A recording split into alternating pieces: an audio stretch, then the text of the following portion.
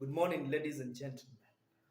Today I'm super excited and we are going to discuss about making promises to the market in order to make a sale.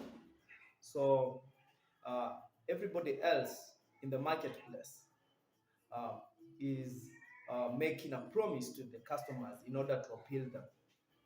And you want to stand out because you want to make more sales than anybody else. You want to make a promise that is emotionally compelling. You want to promise an outcome, a result, a transformation. You want to promise something that is intellectually interesting. You want to promise something that is new because familiarity breeds boredom. You want to promise something that is original. And many companies have done this successfully. For example, Volkswagen, Mercedes Benz, Apple products. When you look at a company like um, Mercedes Benz, the idea behind all their marketing messages is the idea of luxury and safety on the road.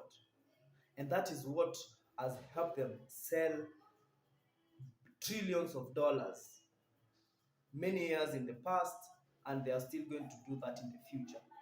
So, a big idea can really transform your business, and that's why I'm encouraging you to adopt using big ideas in your sales messages.